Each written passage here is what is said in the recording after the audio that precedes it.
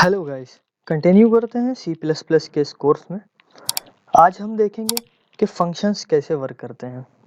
C plus plus में functions कैसे work करते हैं। तो पहले हम थोड़ा सा समझ ले कि फंक्शंस होते क्या हैं।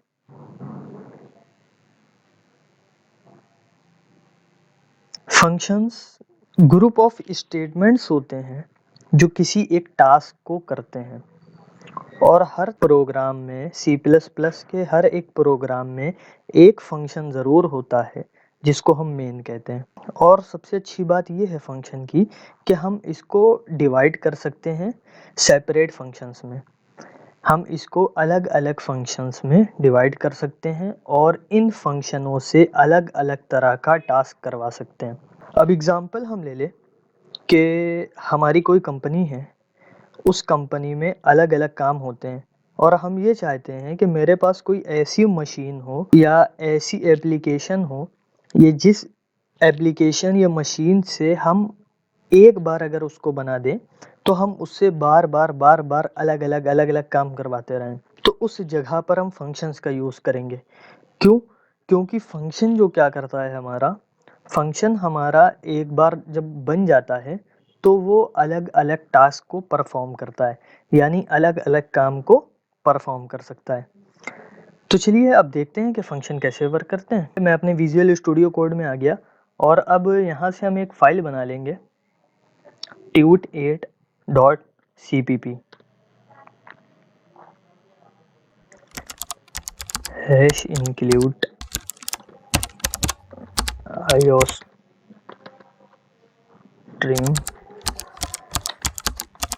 using namespace std int main।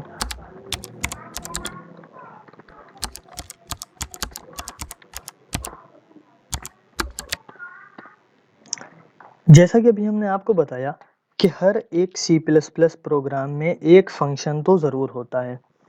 तो इंट मेन जो फंक्शन है, ये फंक्शन हर प्रोग्राम में होता है। अब इंट मेन का क्या काम है? इंट मेन से हमारा कंपाइलर ये समझता है कि यहाँ से किसी भी फंक्शन को स्टार्ट करना है। कोई भी फंक्शन जब स्टार्ट होता है तो कंपाइलर सबसे पहले ढूंढता है कि इंटीजर मेन कहाँ है। जब वो देखता है कि इंटीजर मेन है, वहाँ से सारे प्रोग्राम को स्टार्ट करना शुरू करता है। तो अब हम देखते हैं कि फंक्शंस कैसे बनाते हैं जो यूज़र डिफाइन फंक्शन होते हैं। तो हम क्या करेंगे, integer sum int a comma int b int c equal to a into B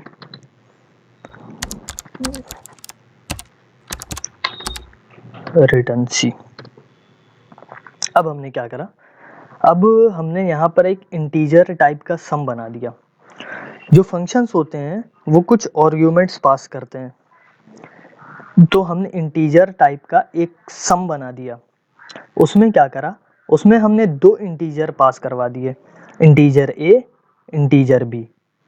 अब हमने क्या करा, एक इंटीजर सी बनाया, एक सी टाइप का इंटीजर बनाया, जिससे कहा कि भैया देखो ऐसा है कि जब भी तुम ऊपर वाली लाइन को कंपाइल करना और नीचे आना, तो जैसे ही तुमको इंटीजर सी मिले तो तुम a इंटू बी कर देना और रिटर्न करा देना सी। आपको पता है कि सी प्लस प्लस प्रोग्राम में हम ऐसे लिख सकते हैं इंटीजर सी। तो अब रिटर्न सी का क्या मतलब है? यहाँ पे बहुत से लोगों के दिमाग में ये सवाल आता है कि यहाँ पे भी रिटर्न सी है और यहाँ पे भी रिटर्न ज़ीरो है, तो ये रिटर्न सी का क्या मतलब है? तो रिटर्न सी का ये मतलब है कि ये जो सी है ये इंटीजर सी की वैल्यू को रिटर्न करेगा। तो फिर ये रिटर्न ज़ीरो का क्या मतलब होता है? तो रिटर्न ज़ीरो का मतलब ये होता है कि जब कंपाइलर रिटर्न ज़ीरो को देखता है तो उसके बाद कंपाइलर ये समझ जाता है कि ये जो प्रोग्राम है ये बिल्कुल ठीक है, इसमें कोई भी एरर नहीं है, और इसको कंपाइल करा देता है। अब हम देखेंगे कि फंक्शंस को रन कैसे कराएं। अब हम क्या करेंगे, इंटीजर टाइप के num1 num2। अब सी आउट से यूजर से वैल्यू ले लेंगे, इंटर द फर्स्ट नंबर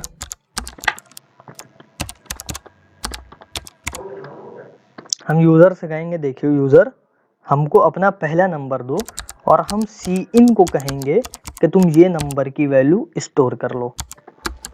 अब इसी तरह से हम फिर से यूजर से बोलेंगे कि इंटर योर सेकेंड नंबर,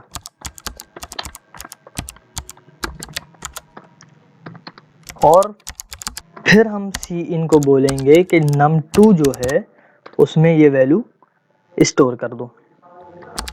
अब हम प्रिंट करा देंगे।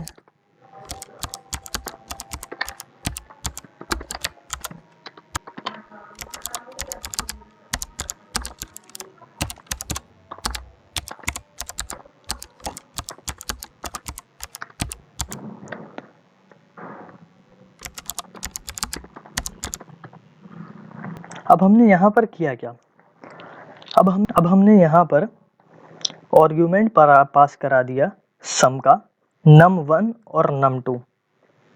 अब num1 जब इंटर फर्स्ट नंबर को इंटर करेगा तो इसकी वैल्यू यहाँ पर आ जाएगी, और जब num2 में इंटर करेगा तो इसकी वैल्यू यहाँ पर आ जाएगी।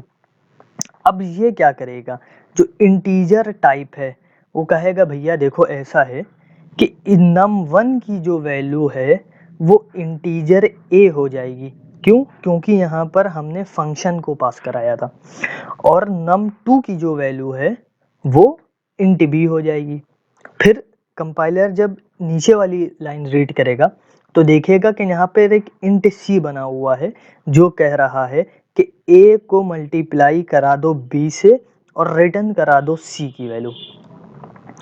तो जैसे ही c की वैल्यू रिटर्न होगी वैसे ही कंपाइलर सीधे नीचे वाली लाइन पे आएगा और देखिएगा कि यहाँ पर एक आर्गुमेंट पास है, जो सम में दो आर्गुमेंट पास करे गए हैं, सम num1 और num2। तो जो इसकी वैल्यू होगी वो यहाँ आ जाएगी और b की वैल्यू यहाँ आ जाएगी। तो अब हम देखते हैं कि ये प्रोग्राम सही से रन करता है कि नहीं करता है।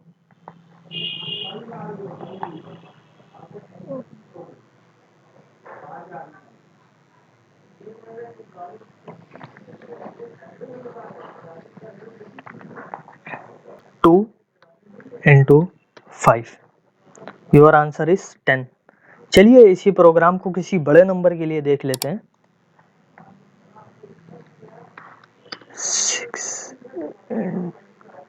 6 इंटू 9 54। तो ये देखिए, अब बात आती है कि फंक्शन को यूज क्यों करते हैं और कहाँ पे यूज करते हैं।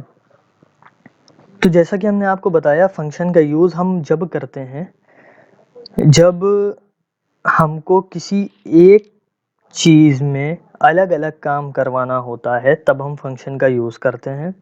और फंक्शन से हमारे प्रोग्राम की रीडेबिलिटी बढ़ जाती है और इस फंक्शन को हम रीयूज में ला सकते हैं। ये फंक्शन हमारा रीयूजेबल फंक्शन है, हम इस फंक्शन को बार बार यूज कर सकते हैं। अगली वीडियो में देखेंगे कि फंक्शन प्रोटोटाइप्स क्या होते हैं। जब तक बने रहिए मेरे साथ। अगर आपको इसका कोड चाहिए हो तो डिस्क्रिप्शन में हम दे देंगे। अगर आप चैनल पर नए हैं तो उसको सब्सक्राइब करिए, वीडियो को लाइक करिए और बने रहिए मेरे साथ।